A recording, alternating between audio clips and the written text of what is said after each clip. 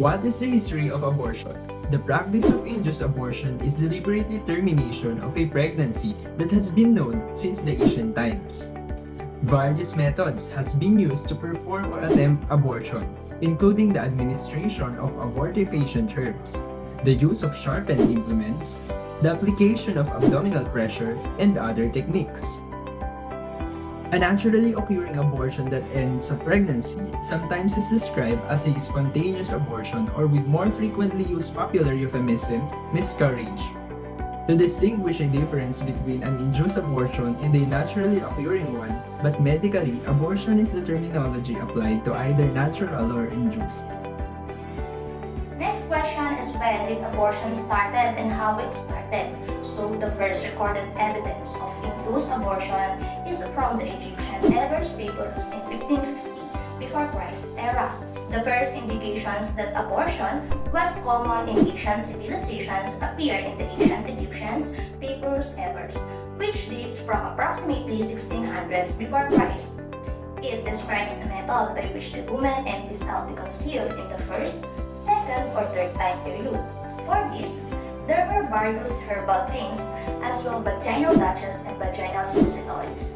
Many of the methods employed in early cultures were non-surgical. Physical activities such as strenuous labor, climbing, paddling, weightlifting, or driving were common techniques. Others include the use of elephant sleeps, fasting, bloodletting, pouring hot water on the abdomen, and lying on a heated coconut shell. Significance of abortion in our country. Family planning is one of the reasons as to why some women experience unplanned pregnancy, and this will later on result to abortion. Women who struggle financially, teenage women often chooses to have an abortion as this is their way of solving the problem of having kids that they could not take care of due to a lot of circumstances such as financial capability, underage, health reason, and unfortunately rape. But abortion is illegal in the Philippines to this day with no exceptions, even if it is needed to save life and protect the health of the woman who's pregnant. Although our government tried to improve and made efforts to make way to access contraceptives, such as birth control pills, abortion is still looked a shameful and sinful act to do. This led women to do it by themselves or do it unsafely and using outdated techniques. Some even believe that drinking a soda and paracetamol will help them to have an abortion. Abortion was often viewed as an escape to another responsibility, especially to those who are financially incapable. A lot of young people are getting tempted into doing something that is not legal and appropriate for their age. By this being said, it sometimes results to pregnancy. But because abortion exists, they do not hesitate to do it as it is their way to solve the problem. Although sometimes there are women who suffer from abuse and rape that could result pregnancy.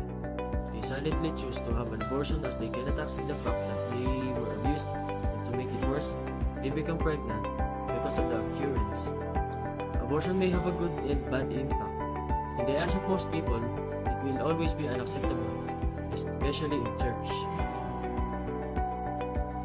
Various reasons should be looked at when thinking about why does abortion keeps happening and why it is never ending. In other countries such as China, Turkey, Germany, Spain, and South Korea, abortion is legal. But in some countries like the Philippines, it is still an unacceptable thing to do, even the family has their reason to do so. As we said earlier, lack of financial income, teenage and unwanted pregnancy, lack of support from their parent, husband, inability to afford another children to take care of, and unemployment are the most reported reasons as to why the pregnant woman chooses to have an abortion. And I am Oliver Slater. I will tackle the question, is St. Thomas Aquinas in favor of the abortion? According to St. Thomas Aquinas, a fetus that is in a womb of a pregnant woman will only have a soul when it reaches 40 or 80 days after fertilization. Given the fact that Thomas Aquinas was an Italian Dominican friar and a priest, resources said that St. Aquinas never talked about abortion as an acceptable option, but some said that he believed abortion is a sinful act when it comes to the vision of the natural law. That being said, he had a 50-50 personal opinion about abortion. And me, as a Roman Catholic, I am also torn between agreeing or disagreeing to abortion. Family planning, contraceptives, and being a responsible human being can be a reason on preventing pregnancy that will be aborted later on. It is true that humans inside a woman's womb are not responsible to any situation that happened to the mother or the family. That is the reason why I can fully agree by this method, especially when the reason is that the woman is too young to be good or a responsible mother to her child. But for some reasons, such as rape, I think it is the mother's right to choose if they want to keep the baby and should not be any other people.